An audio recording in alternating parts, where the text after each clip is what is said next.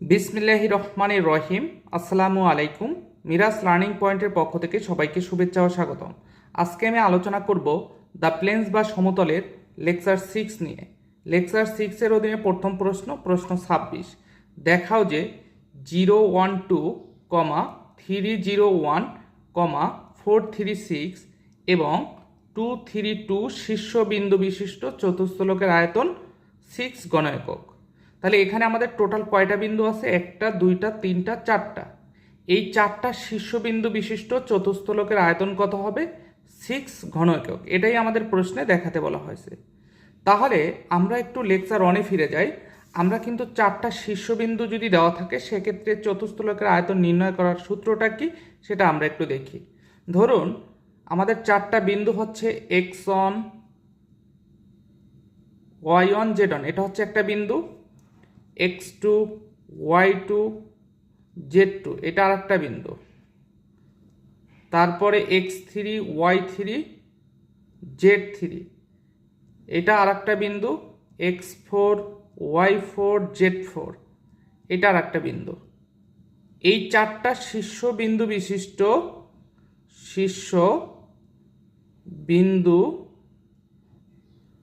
বিশিষ্ট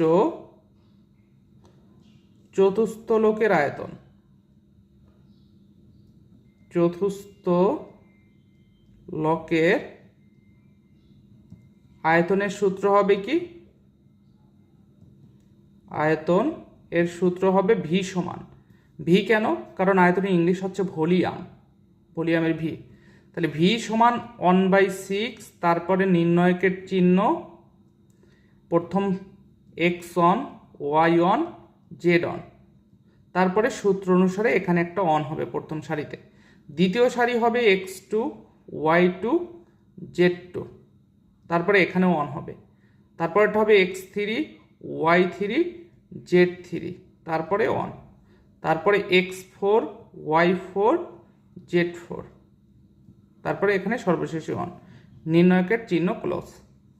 তাহলে প্রথম সারি বরাবর আমার প্রথম বিন্দুটা হবে, দ্বিতীয় সারি বরাবর দ্বিতীয় বিন্দুটা হবে, তৃতীয় সারি বরাবর তৃতীয় বিন্দুটা হবে, এবং চতুর্থ সারি বরাবর কি হবে? চতুর্থ বিন্দুটা হবে। এবং প্রত্যেকটা সারির একদম লাস্টে সূত্র অনুসারে আমাদের কি বসাতে হবে? On, on, on. ঠিক আছে, এটা হচ্ছে আমাদের সূত্র। তাহলে এই সূত্রটা যদি আমরা অ্যাপ্লাই করে এখানে যে 4টা বিন্দু দেওয়া আছে, এই 4টা বিন্দুকে আমরা যদি ক্যালকুলেশন করি এই সূত্রে বসিয়ে, তাহলে যদি আয়তনটা 6 ঘন একক হয় তাহলে কিন্তু এই প্রশ্নের উত্তর আমরা পেয়ে যাব, বা এই প্রশ্নের সমাধান হয়ে যাবে। তাহলে চলুন আমরা সমাধানটা দেখি। তাহলে সলিউশন, এখানে আমরা কি লিখেছি দেখুন, 012, 301, 436 এবং 232 শীর্ষবিন্দু বিশিষ্ট চতুস্থলকের আয়তন ভি সমান 1/6, তারপরে নির্ণয়কের চিহ্ন। এখন এইখানে এটা কিভাবে বসালাম? এই যে এই সূত্র অনুসারে। তাহলে প্রথম সারি বরাবর কোন বিন্দুটা বসবে? প্রথম বিন্দু, দেখুন 012, তারপরে সূত্র অনুসারে এই যে লাস্টে কি হবে? 1। ঠিক আছে, তারপরে দ্বিতীয় বিন্দুটা কি? 301, তাহলে 301, লাস্টে কি হবে? 1। তৃতীয় সারিতে কি বসবে? তৃতীয় বিন্দুটা 436, লাস্টে কি হবে? 1। এবং চতুর্থ সারিতে কোন বিন্দুটা বসবে? চতুর্থ বিন্দু 232, লাস্টে 1। তো তারপরে হচ্ছে আমরা ক্যালকুলেশন করব। ঠিক আছে, এখন এইখানে দেখুন আমাদের কিন্তু প্রথম সারি, দ্বিতীয় সারি, তৃতীয় সারি, চতুর্থ সারি, প্রত্যেক সারিতে কিন্তু ভুক্তি বা উপাদান কয়টা করে? 4টা করে। আবার যদি প্রথম কলাম চিন্তা করি, তাহলে প্রথম কলামের ভুক্তি বা উপাদান 4টি, এখানেও 4টি, এখানেও 4টি, এখানেও 4টি, অর্থাৎ দ্বিতীয় কলামে 4টি উপাদান, তৃতীয় কলামেও 4টি উপাদান, চতুর্থ কলামেও 4টি উপাদান। তাহলে এই নির্ণয়কের বিস্তৃতি করার ক্ষেত্রে আমরা প্রথমে কি করি? যে কোনো সারি বা কলাম বরাবর উপাদানগুলোকে অন বানানোর ট্রাই করি। তারপরে যদি কোনো সারি বা কলাম বরাবর উপাদান 3টি থাকে, তাহলে যে কোনো সারি বা কলাম বরাবর 2টা উপাদানকে 0 বানিয়ে ওই সারি বা কলাম বরাবর নির্ণয়কের বিস্তৃতি করি। ঠিক আছে, আর যদি 4টা উপাদান থাকে তাহলে যে কোনো সারি বা কলাম বরাবর 1 বানিয়ে তারপরে যে সারি বা কলাম বরাবর 1 পাওয়া যাবে ভুক্তি বা উপাদানগুলো, সেই সারি বা কলাম বরাবর আমরা কি করব, 4টা উপাদান থাকলে 3টা উপাদানকে 0 বানানোর ট্রাই করে ওই সারি বা কলাম বরাবর আমরা নির্ণয়কের বিস্তৃতি করব। এই জন্যই আমরা এখানে দেখুন এই কাজটা করেছি, কারণ এখানে আমাদের কিন্তু 1 বানানোর প্রয়োজন নেই, কারণ প্রথম এই যে আমাদের চতুর্থ কলাম বরাবর কিন্তু অলরেডি 4টা উপাদানে কি আছে, 1 আছে। তাহলে আমরা ট্রাই করব এখানে কি 3টা উপাদানকে যে কোনো উপায়ে 0 বানানো। তাহলে এই জন্য আমরা কি করেছি দেখুন, ইকুয়াল 1/6 ঠিক আছে। তাহলে প্রথমে আমরা এই যে চতুর্থ কলামের এই প্রথম উপাদানটাকে 0 বানাবো। তাহলে সেই জন্য আমাদের কি করতে হবে, প্রথম সারির উপাদান থেকে দ্বিতীয় সারির উপাদান বিয়োগ করলে কিন্তু আমার এই উপাদানটা কি আসবে, 0 আসবে। তাহলে সেই কাজটাই কিন্তু আমরা করেছি। অবশ্যই এক্ষেত্রে সাইড নোট, এই যে সাইড নোটগুলো দেওয়াটা বেটার। তবে আপনাদের প্রচলিত বইতে অনেক অঙ্কে সাইড নোট দিয়েছে, অনেক অঙ্কে সাইড নোট দেয়নি। তবে নির্ণয়কের বিস্তৃতি করার ক্ষেত্রে সাইড নোট দেওয়াটা আসলে খুব প্রয়োজন, দেওয়া উচিত, আর না দিলেও সমস্যা নেই। তো যাই হোক, এখন আমরা প্রথম সারিকে পরিবর্তন করব 0 বানানোর জন্য। সেটা কিভাবে পরিবর্তন করব, r1 প্রাইম সমান প্রথম সারির উপাদান থেকে দ্বিতীয় সারির উপাদান বিয়োগ করব। তাহলে এখানে আমাদের প্রথম সারির উপাদান কি আছে, প্রথমটায় 0, দ্বিতীয় সারির উপাদান কি আছে 3, তাহলে 0 - 3, তারপরে 1 - 0, তারপরে কি হবে 2 - 1, তারপরে কি হবে 1 - 1। সারিতে সারিতে যদি যোগ বা বিয়োগ হয় তাহলে নিচে নিচে করতে হয়, আর যদি কলামে কলামে হয় তাহলে এই যে সামনাসামনি করতে হয়। যদি কলামে কলামে যোগ বিয়োগ হইতো তাহলে 0-র সাথে 1, 3-র সাথে 0, 4-এর সাথে 3 করতাম, 2-এর সাথে 3 করতাম, এভাবে পাশাপাশি। ঠিক আছে, পাশাপাশি কলামে কলামে যদি যোগ বিয়োগ হতো, আর সারিতে সারিতে যোগ বিয়োগ হলে উপরে নিচে আর কি। ঠিক আছে, তো আমরা কিন্তু তাহলে প্রথম সারিটা পরিবর্তন করলাম কিভাবে, প্রথম সারির উপাদান থেকে দ্বিতীয় সারির উপাদান বিয়োগ করে দিয়েছি। তো তারপরে আমরা দ্বিতীয় সারির উপাদানটাকেও কি করব, পরিবর্তন করব। কিভাবে দেখুন, দ্বিতীয় সারির উপাদান থেকে তৃতীয় সারির উপাদান বিয়োগ করব। তাহলে এই যে দ্বিতীয় সারির প্রথম উপাদান কি 3, তৃতীয় সারির প্রথম উপাদান কি 4, তাহলে 3 - 4, তারপরে কি হবে 0 - 3, 1 - কি 6, 1 - 1, এই যে দেখুন। তাহলে আমাদের দ্বিতীয় সারিটা পরিবর্তন হয়ে গেল। তো তারপরে তৃতীয় সারি পরিবর্তন করব, অর্থাৎ r3 প্রাইম সমান r3 - r4। তাহলে r3 প্রথম উপাদান কি 4, এবং r4 এর প্রথম উপাদান কি 2, তাহলে 4 - 2, তারপরটা কি হবে 3 - 3, 6 - 2, 1 - 1, এই যে। তাহলে আমার তৃতীয় সারিও কিন্তু পরিবর্তন হয়ে গেল। তারপরে চতুর্থ সারি যেটা আছে সেটা লিখে দেব 2 3 2 1। এখন এটাকে যদি আমরা ক্যালকুলেশন করি তাহলে দেখুন কি পাচ্ছি, ইকুয়াল 1/6 ঠিক আছে। তারপরে এখানে দেখুন -3, এখানে 1, 2 - 1 মানে হচ্ছে 1, 1 - 1 মানে 0। তাহলে দ্বিতীয় সারিতে কি হবে, -1 বিয়োগ করলে এখানে হবে -3, এখানে হবে কি -5, এখানে হবে 0। তারপরে তৃতীয় সারি কি 4 - 2 মানে 2, 3 - 3 মানে 0, 6 - 2 মানে হচ্ছে কি 4, 1 - 1 মানে 0। আর চতুর্থ সারিতে যা আছে তাই লিখে দেব 2 3 2 1। ঠিক আছে, আশা করি এই লাইন পর্যন্ত আপনাদের ক্লিয়ার। তো তারপরে আমরা এই চতুর্থ কলাম বরাবর কি করব, নির্ণয়কের বিস্তৃতি করব, তাই না? তাহলে নির্ণয়কের বিস্তৃতি করব। তাহলে এখন আমরা এইখানে যদি 0-র জন্য করি, 0-র জন্য যদি নির্ণয়কের বিস্তৃতি করি, তাহলে 0-র ক্ষেত্রে চিহ্নটা কি আসবে, ফার্স্টে আমাদের কি চিহ্ন চিন্তা করতে হবে। তাহলে 0-র জন্য আমাদের চিহ্নটা কি হবে, প্লাস নাকি মাইনাস? আমাদের যদি 9টা উপাদান থাকে নির্ণয়কের ভিতরে, সেক্ষেত্রে আমরা প্রথমটা প্লাস ধরি, পরেরটা মাইনাস ধরি, তারপর একটা প্লাস ধরি। ব্যাপারটা হচ্ছে এরকমের, দেখুন A1 A2 A3, B1 B2 B3, তারপরে C1 C2 C3। তাহলে এই যে এই ক্ষেত্রে আমরা কি করতাম, যে কোনো সারি বা যে কোনো কলাম বরাবর বিস্তৃতি করলে তখন প্রথমটাকে আমরা প্লাস ধরতাম। এই যে দেখুন, ধরুন প্রথম সারি বরাবর বিস্তৃতি করতেছি, তাহলে প্রথম সারি বরাবর যদি বিস্তৃতি করি তাহলে A1টা লিখলাম, তারপরে A1-এর কলাম বাদ যাবে, সারি বাদ যাবে, থাকবে কি B2 C2 B3 C3। তাহলে এই ক্ষেত্রে কিন্তু A1-এর চিহ্নটা আমি কি ইউজ করেছি, প্লাস, তারপরে মাইনাস A2। এখন A2 এর কলাম বাদ সারি বাদ, তাহলে বাকি থাকবে যেটা সেটা আমরা লিখব,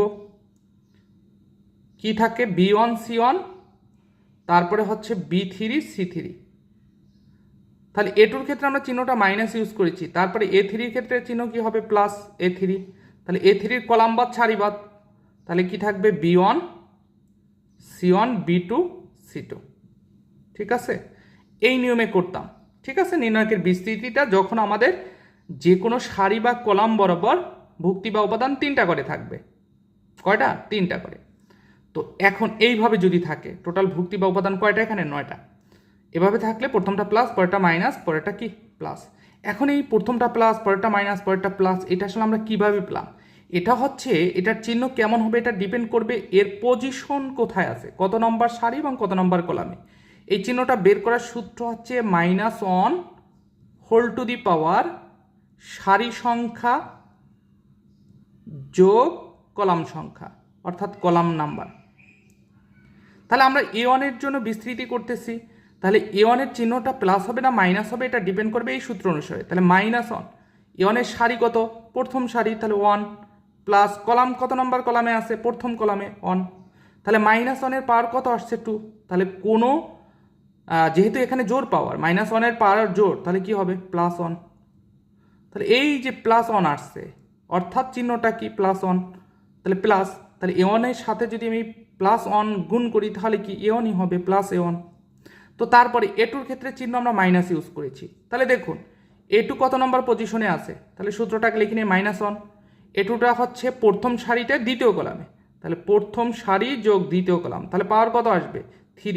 -1 এর পাওয়ার যদি 3 হয় তাহলে কি হয়? -1। এই কারণে -1 যদি A2 এর সাথে গুণ করি তাহলে কি হবে? -A2। A3 এর ক্ষেত্রেও সেম, তাহলে A3 এর চিহ্ন কি হবে?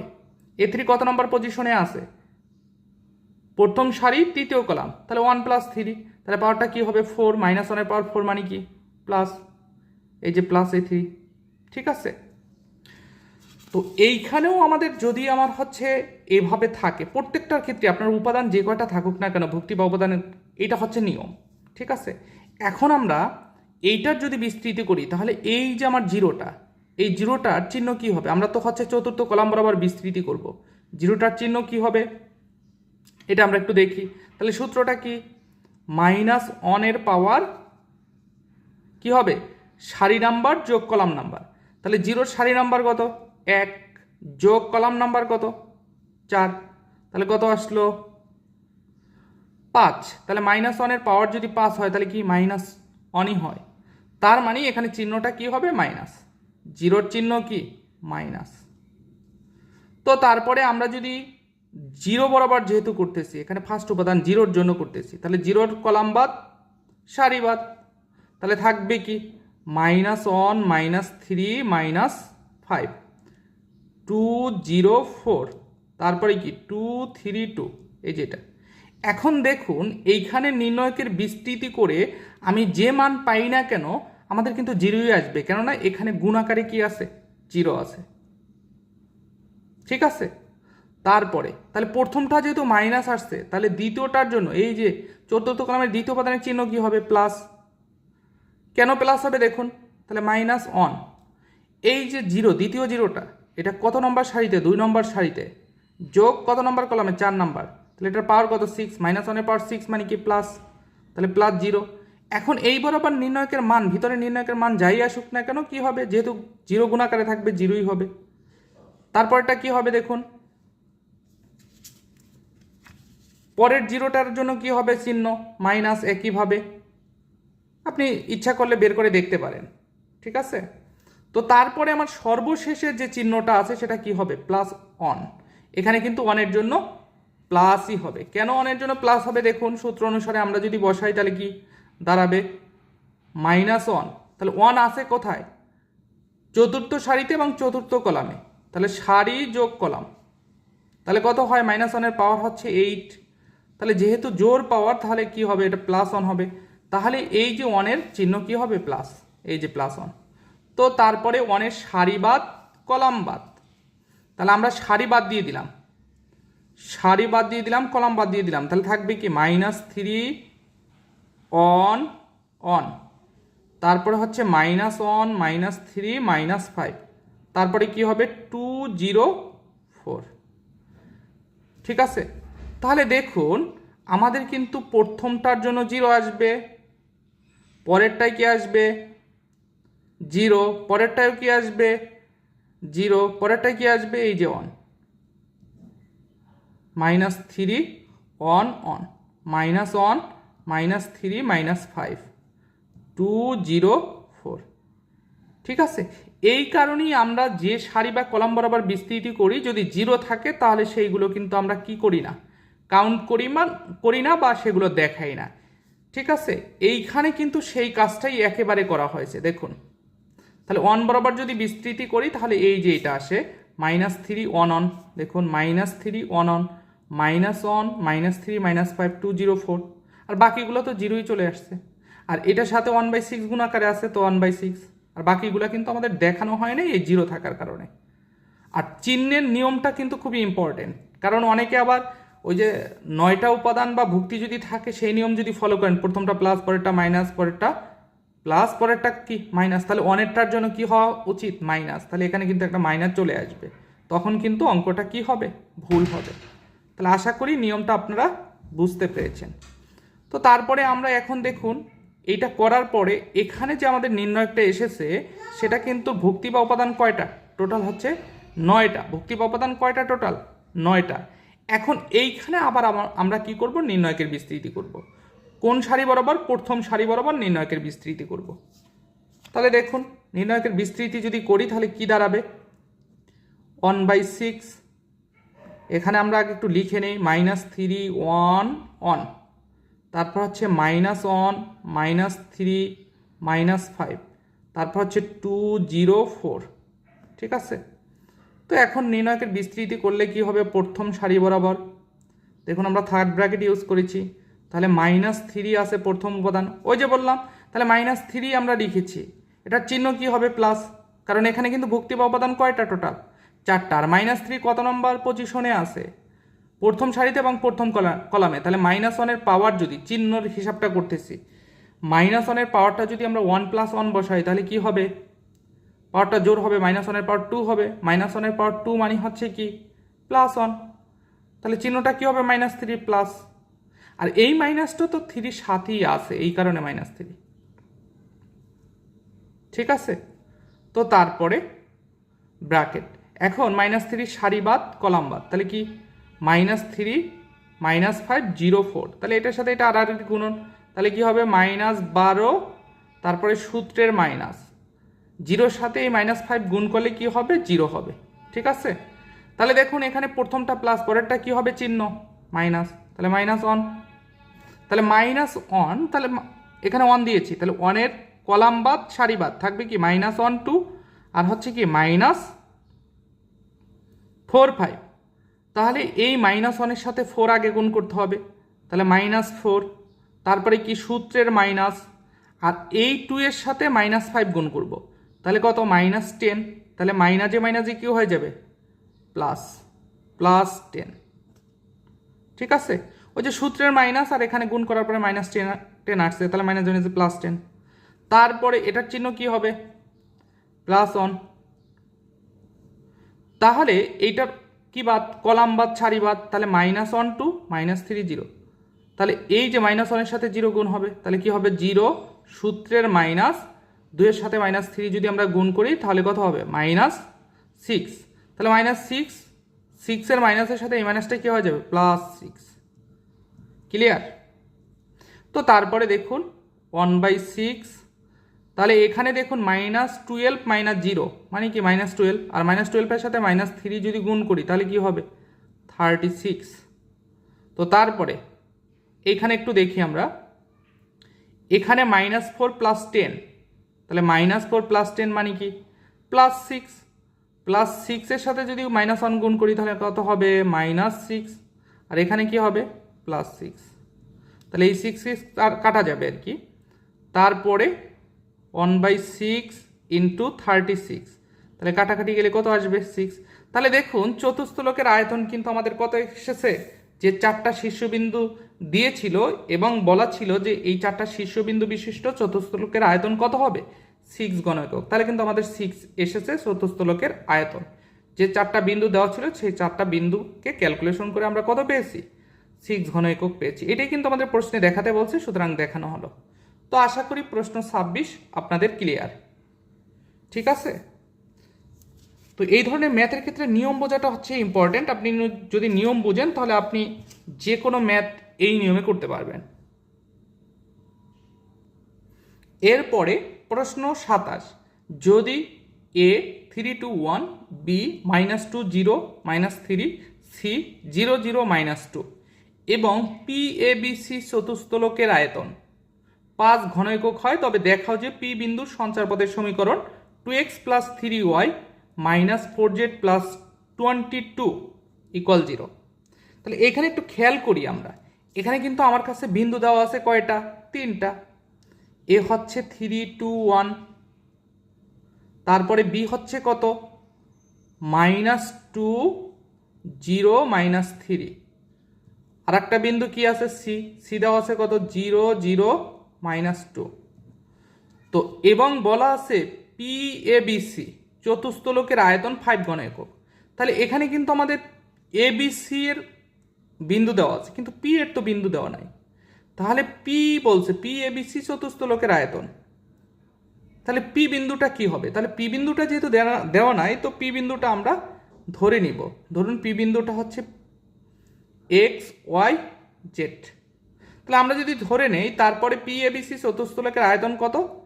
5 ঘন একক। এই শর্ত অনুসারে যদি আমরা ক্যালকুলেশন করি, তাহলে P বিন্দুর সঞ্চারপথের সমীকরণ যদি 2x + 3y - 4z + 22 = 0 পাই, তাহলে কিন্তু আমাদের প্রশ্ন 27-এর সমাধান হয়ে যাবে। তাহলে চলুন আমরা সমাধানটা দেখি। মনে করি P বিন্দুর স্থানাঙ্ক, তাহলে আমাদের যেহেতু P দেওয়া নাই, কিন্তু বলা আছে PABC চতুস্তলকের আয়তন 5 ঘন একক, এই কারণে আমরা P বিন্দুর স্থানাঙ্ক ধরে নিয়েছি P of x y z। এবং আমাদের যে 3টা বিন্দু দেওয়া আছে সেই 3টা বিন্দু লিখে নিলাম। A 3 2 1, B -2 0 -3, C হচ্ছে 0 0 -2। তো PABC চতুস্তলকের আয়তন কি? 5 ঘন একক, এটা কিন্তু আমার প্রশ্নে দেওয়া আছে। তাহলে PABC চতুস্তলকের আয়তন কি হবে?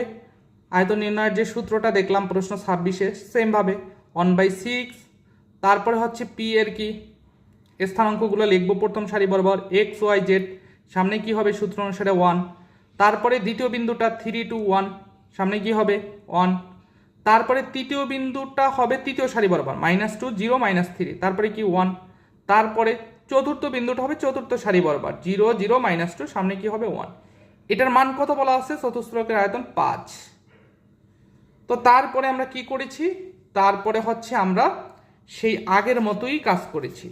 কি করেছি দেখুন, এই যে চতুর্থ কলাম বরাবর আমরা 3টা উপাদানকে 0 বানানোর জন্য আমরা প্রথমে করেছি হচ্ছে r1 প্রাইম সমান r1 - r2, অর্থাৎ প্রথম সারির উপাদান থেকে দ্বিতীয় সারির উপাদানগুলো কি করেছি? বিয়োগ করেছি। তাহলে x - 3, y - 2, z - 1, তারপরে 1 - 1, এই যেটা এখানে কিন্তু এটা সাইড নোট করিনি, আপনার ইচ্ছা করলে সাইড নোটটা করে দিতে পারেন। তো তারপরে আমরা কি পরিবর্তন করেছি? r2-কে r2 প্রাইম কিভাবে পরিবর্তন করেছি? r2 দ্বিতীয় সারির উপাদান থেকে তৃতীয় সারির উপাদান কি করেছি? বিয়োগ করেছি। তাহলে 3 মাইনাস কি? 2, 3 -2, তারপরে 2 - 0, তারপরে কি? 1 -3, তারপরে কি হবে? 1 - 1। তো তারপরে আমরা পরিবর্তন করেছি তৃতীয় সারিটা, তাহলে r3 প্রাইম সমান কি হবে? r3 - r4, অর্থাৎ তৃতীয় সারির উপাদান থেকে চতুর্থ সারির উপাদানগুলো বিয়োগ হবে। তাহলে -2 - 0 0 - 0 -3 -2 1 - 1, এই যে।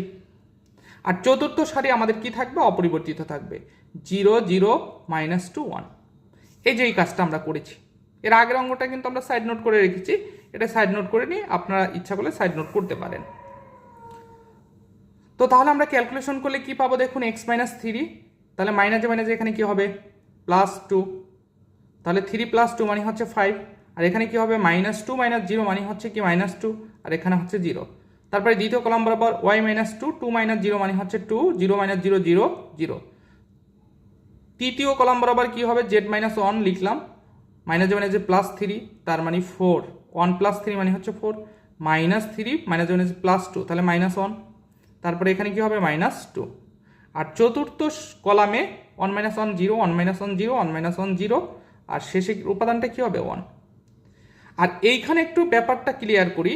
এখানে অনেকে বলতে পারেন যে এইখানে তো 5 ছিল, এখানে 30 আসলো কোথা থেকে? আপনি দেখুন এই যে 6, এটা যদি আর গুণন করে দেই তাহলে 5 ছক কত হবে? 30। ঠিক আছে, তো তারপরে আমরা কি করব? তারপরে আমরা হচ্ছে চতুর্থ কলাম বরাবর নির্ণয়কের বিস্তৃতি করব। তাহলে এইখানে এই যে জিরোর চিহ্নটা কি? মাইনাস। তাহলে এই জিরোর চিহ্নটা কি হবে? প্লাস। এই জিরোর চিহ্নটা কি? মাইনাস। তাহলে এই প্লাস ওয়ানটা কি হবে? মানে ওয়ানটার চিহ্ন কি হবে? প্লাস। তাহলে এই 0 0 0 এই তিনটা বরাবর যদি আমরা নির্ণয়কের বিস্তৃতি করি সবগুলো মান কি হবে? 0 হবে। এই কারণে আমরা শুধু অন বরাবর বিস্তৃতি করেছি। তাহলে অনের সারিবাদ কলামবাদ, তাহলে থাকবে কি? x-3 y-2 z-1 5 2 4 -2 0 -1, এই যে ইকুয়াল কত? 30। তো তারপরে আমরা প্রথম সারি বরাবর বিস্তৃতি করেছি। তাহলে x-3 এটা একটু দেখিয়ে দিই।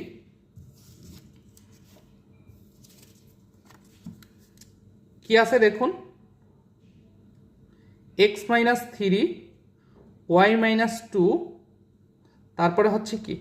z-1 তারপরে 5 2 4 তারপর হচ্ছে -2 0 -1। ঠিক আছে, তাহলে প্রথম সারি বরাবর বিস্তৃতি করব। তাহলে এইখানে x-3 কত নম্বর সারিতে আছে? প্রথম সারিতে এবং প্রথম কলামে। তাহলে এখানে চিহ্নটা কি হবে? চিহ্নটা কিন্তু আমাদের প্লাস হবে। কেন প্লাস হবে? দেখুন, -1 পাওয়ার সারি সংখ্যা যোগ কলাম সংখ্যা। তাহলে x-3 কত নম্বর সারিতে আছে? প্রথম সারিতে প্রথম কলামে, এই কারণে 1 + 1। তাহলে কি হবে? -1 পাওয়ার হচ্ছে 2, -1 পাওয়ার 2 মানে হচ্ছে কি? +1। তার মানে চিহ্ন কি? প্লাস। তাহলে x-3 চিহ্ন কিন্তু আমাদের পজিটিভ।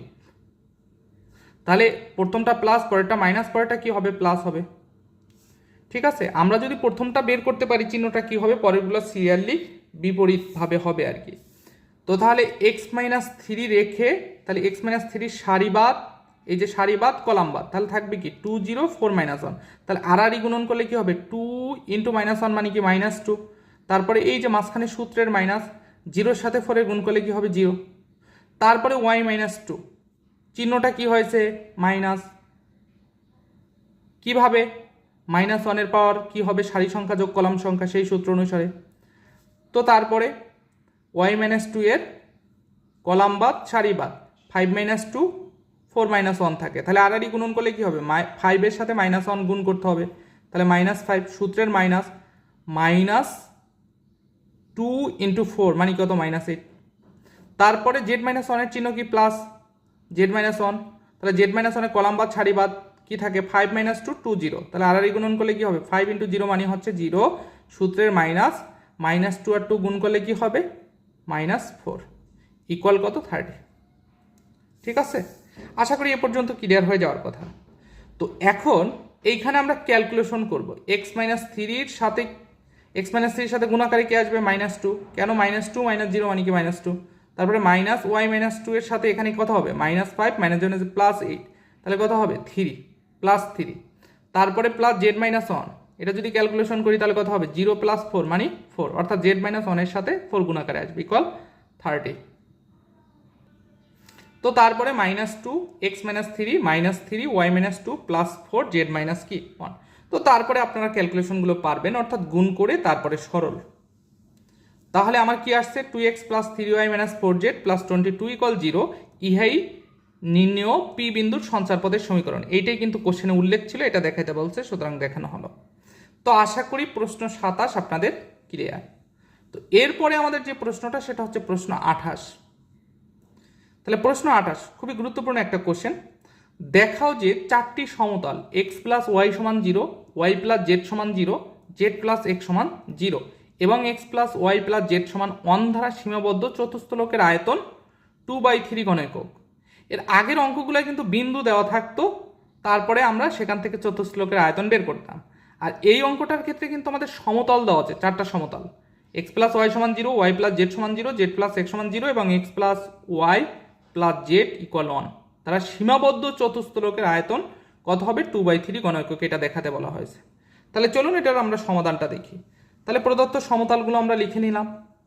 এই যে দেখুন, 1 নং, 2 নং, 3 নং, 4 নং সমীকরণ ধরলাম। এখন এগুলোর আমরা কি বের করব? ছেদ বিন্দু বের করব। কি বের করব? ছেদ বিন্দু। তাহলে 1, 2 এবং 3-এর ছেদ বিন্দু কি লিখেছি? 0, 0, 0। এখন অনেকের প্রশ্ন, এটা 0, 0 কিভাবে আসলো, 0, 0 কিভাবে হলো? দেখুন এইখানে আমার কি আছে? x plus Y equal 0, Y plus Z equal কি? 0, জেড প্লাস এক্স সমান কি? 0। এই তিনটা বিন্দুর ছেদ বিন্দু আমি বের করব, মানে তিনটা বিন্দুর না, তিনটা সমতলের ছেদ বিন্দু বের করব। তাহলে এটা কি এক্স প্লাস ওয়াই ইকুয়াল 0 আছে, তাহলে এক্স সমান কি হবে? Minus Y. তো এক্সের মান আমরা যে কোনো একটা সমীকরণে বসাই, দেখি কোনো একটা চলকের মান পাওয়া যায় কিনা। সেক্ষেত্রে এক্সের মান আমরা যদি 3 নং সমীকরণে বসাই, তাহলে কি আসবে? জেড মাইনাস ওয়াই ইকুয়াল কি? 0। কারণ এইখানে এক্সের জায়গায় যদি বসাই তাহলে প্লাসে মাইনাসে মাইনাস ওয়াই। তাহলে এটাকে আমরা 4 নং সমীকরণ ধরি, তাই না? তো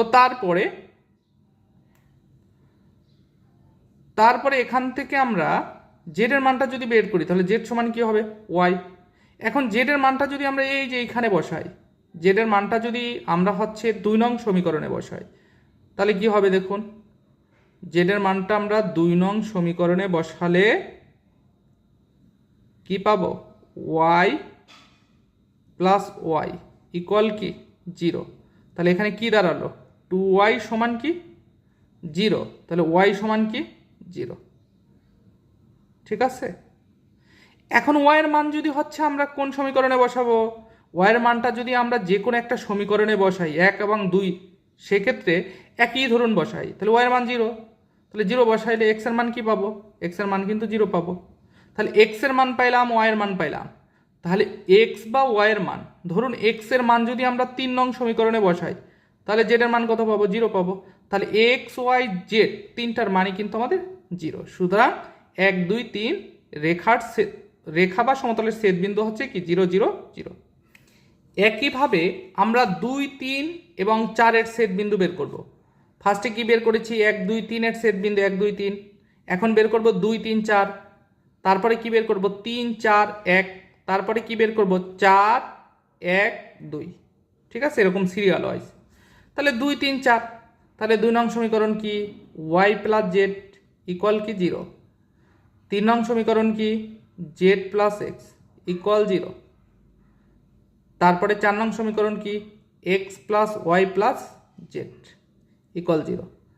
ঠিক আছে।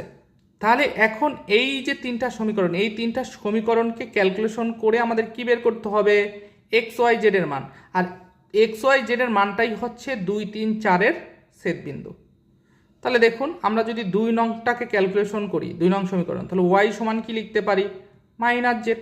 এখন ওয়াই এর মান হচ্ছে আমরা কোথায় বসাতে পারি?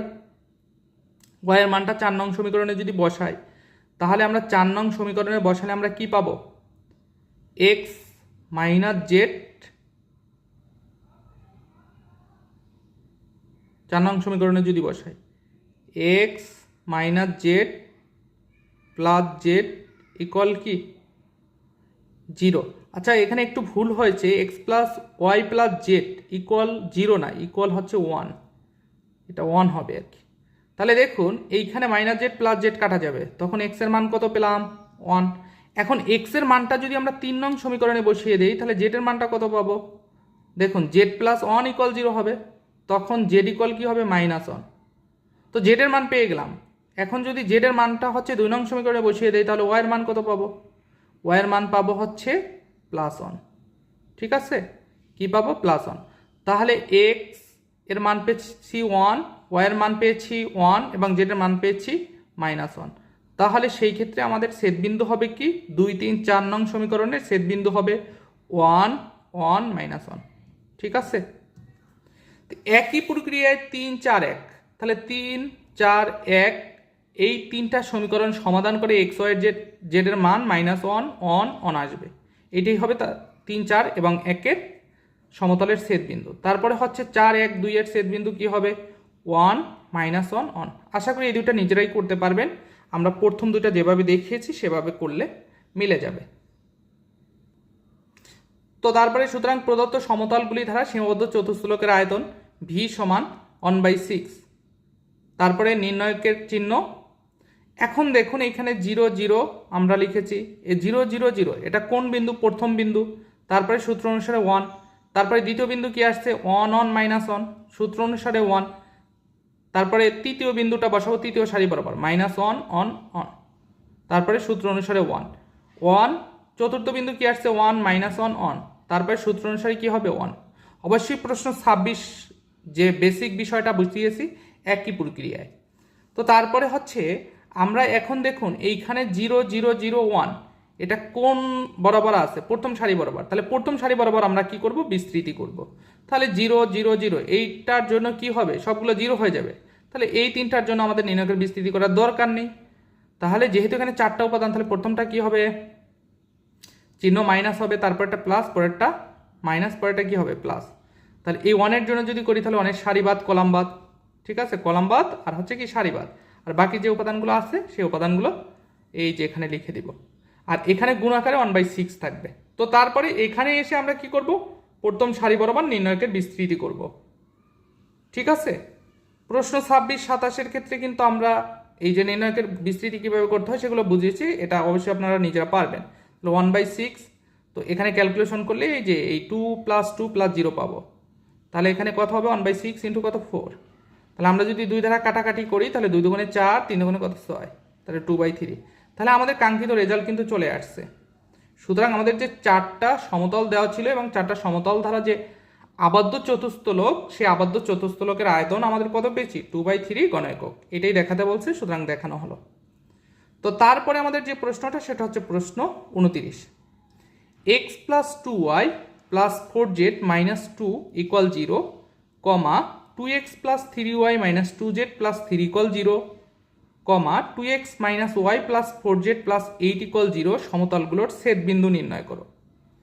তাহলে এই সমতলগুলোর ছেদবিন্দু চাইছে। তাহলে ছেদবিন্দু যেহেতু চেয়েছে তাহলে এখানে সমতল কয়টা? 3টা, 1 2 3। তাহলে যেহেতু আমার ছেদবিন্দু চাইছে তাহলে এই সমতলগুলোকে আমরা সমাধান করে x y z এর যে মানটা পাবো সেটাই হচ্ছে এই 3টা সমতলের ছেদবিন্দু, ঠিক আছে? আশা করি প্রশ্ন বুঝতে পেরেছেন। যদি প্রশ্ন বুঝে থাকেন ক্যালকুলেশন কিন্তু খুব ইজি বিষয়, ক্যালকুলেশন খুবই সহজ। এই যে দেখুন, এখন 2 নং সমীকরণ থেকে 1 নং সমীকরণকে আমরা বিয়োগ করেছি 2 দ্বারা গুণ করে, ঠিক আছে? এই যে এটা এই যে সমাধান পদ্ধতি, এই সমাধান পদ্ধতির নাম হচ্ছে অপনয়ন পদ্ধতি। তো আবার 3 নং থেকে 2 নংকে কি করেছি? বিয়োগ করেছি। এই যে সমাধান প্রক্রিয়া অবশ্যই এগুলো আপনারা বুঝতে পারবেন, এগুলো 9 10 কিংবা ইন্টারমিডিয়েটে অনেক করেছেন, ঠিক আছে? তাহলে এই পর্যন্ত সমাধান করে আমরা জেডের মানটা পেয়ে গেছি হাফ। এখন এই জেডের মানটা আমরা যদি যে কোনো একটা সমীকরণে বসাই তাহলে আর একটা চলকের মান পেয়ে যাব। তাহলে আমরা বসিয়েছি কোন সমীকরণে? আমরা যে 4 নং সমীকরণটা পেয়েছি সেই 4 নং সমীকরণে, এই যে এই 4 নং সমীকরণে আমরা জেডের মান হাফ বসাবো। তাহলে জেডের মান যদি আমরা 4 নং সমীকরণে হাফ বসাই তাহলে কিন্তু আমরা ওয়াইয়ের মানটা পেয়ে যাব। তাহলে ওয়াইয়ের মানটা কত আসছে? এই যে দেখুন 2, ঠিক আছে? তাহলে আমরা ওয়াইয়ের মান পেলাম, জেডের মান পেলাম। তাহলে ওয়াই এবং জেডের মান 1 নং সমীকরণে যদি বসিয়ে দেই, বসিয়ে ক্যালকুলেশন করলে আমরা এক্স এর মান পাবো। এক্স সমান কত আসছে? -4। তাহলে এই যে এক্স ওয়াই জেডি হচ্ছে 1 নং 2 নং এবং 3 নং সমতলের ছেদবিন্দু। দেখুন সমতলগুলোর ছেদবিন্দু -4 2 হাফ অ্যান্সার। তো আশা করি ক্লিয়ার বুঝতে পেরেছেন। তো তারপরে আমাদের যে প্রশ্নটা সেটা হচ্ছে প্রশ্ন 30। x + y + z = 0, x - z = 0 এবং x - 2y + z = 0 সমতল তিনটি হতে কোনো বিন্দুর দূরত্বের বর্গের সমষ্টি 9, বিন্দুটির সঞ্চারপথের সমীকরণ নির্ণয় করো। এটাও কিন্তু খুব সহজ কোশ্চেন যদি আপনি বুঝতে পারেন। তাহলে এখানে 3টা সমতল দেওয়া আছে এবং বলা আছে এই সমতল তিনটি হতে কোনো বিন্দুর দূরত্বের বর্গের সমষ্টি, কোনো বিন্দুর দূরত্বের বর্গের সমষ্টি। তাহলে সেই বিন্দুটা আমাদের ধরে নিতে হবে, তারপরে ওই বিন্দুর দূরত্বের বর্গের সমষ্টিকে আমরা 9 ধরবো। তো তারপরে ক্যালকুলেশন করে বিন্দুটির সঞ্চারপথের সমীকরণ বের করব। তাহলে চলুন আমরা সমাধানটা দেখি। তাহলে প্রদত্ত সমতলদ্বয় কি আছে? x + y + z = 0, x - z = 0, x - 2y + z = কি 0। এখন আমরা বিন্দুটা ধরে নিয়েছি x1, y1, z1। বিন্দু হতে সমতল ত্রয়ের, মানে এই যে 3টা সমতল আছে সেই সমতল ত্রয়ের দূরত্বের বর্গের সমষ্টি কত? 9। তাহলে সেই ক্ষেত্রে আমার এই বিন্দু থেকে এই সমতলের দূরত্ব বের করতে হবে, তারপরে এই বিন্দু থেকে এই দ্বিতীয় সমতলের দূরত্ব বের করতে হবে, এই বিন্দু থেকে এই তৃতীয় সমতলের দূরত্ব বের করে আমরা বর্গ করব, স্কোয়ার করব, স্কোয়ার করে সবগুলো যোগাকারে লিখে তারপরে সেইটার মান কি 9 ইকুয়াল কি লিখবো 9। ঠিক আছে, এটা হচ্ছে সিস্টেম। তাহলে দেখুন আমরা এই যে দূরত্ব বা লম্ব দূরত্ব বের করব। তাহলে লম্ব দূরত্ব কেমনে বের করে? তাহলে আমরা প্রথম সমতলের জন্য আমরা বের করব। তাহলে আমার বিন্দুটা কি ছিল? আমার বিন্দুটা হচ্ছে x1 y1 আর হচ্ছে কি z1। এই বিন্দু হতে কোন সমতলের x plus Y plus Z equal 0 সমতলের দূরত্ব বের করব। তাহলে সূত্রটা কি আমাদের?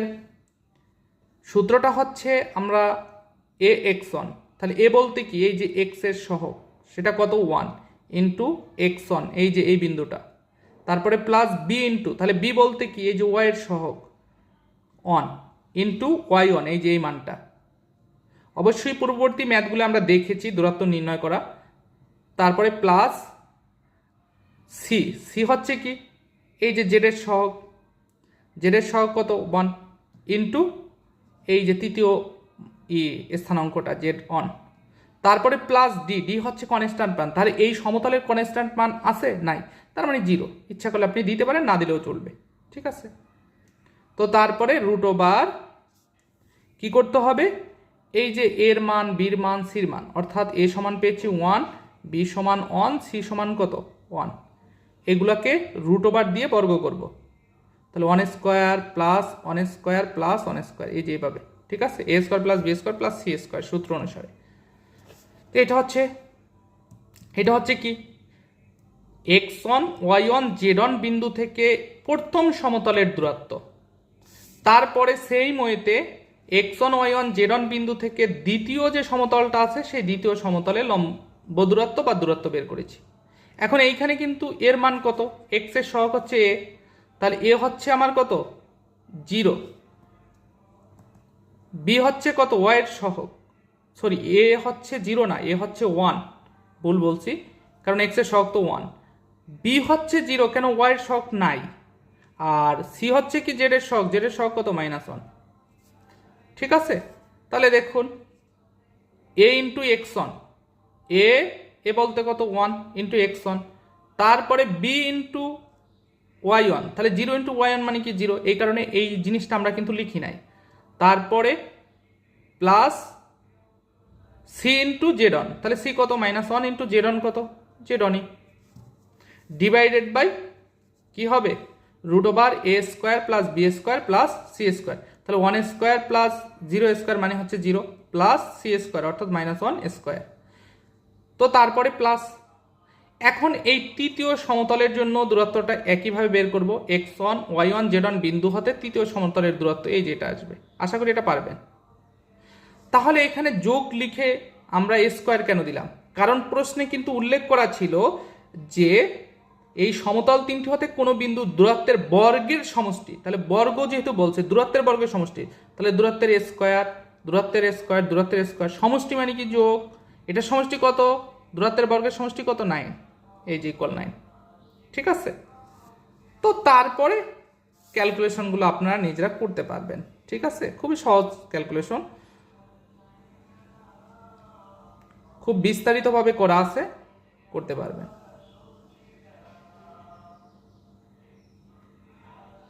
তাহলে এইখানে দেখুন সর্বশেষে আমাদের কি আসছে x1 square plus y1 square plus z1 square সমান কত 9। সুতরাং x1, y1, z1 বিন্দুটির সঞ্চার পথের সমীকরণ x square plus y square plus z square সমান কি 9। অর্থাৎ এইখানে x1 y1 z1 এর পরিবর্তে, অর্থাৎ আমরা এই যে x1 y1 z1 এটা তো হচ্ছে বিন্দু, তাহলে এইখানে যদি আমরা x1 এর জায়গায় x চিন্তা করি তাহলে y স্কোয়ার, y1 এর জায়গায় y square plus z square, ঠিক আছে ইকুয়াল 9। তো এটাই অ্যান্সার। তো আশা করি আপনাদের প্রশ্ন 30 খুব ভালোভাবে বুঝতে পেরেছেন। তো আজকের মতো এখানেই শেষ। আল্লাহ হাফেজ।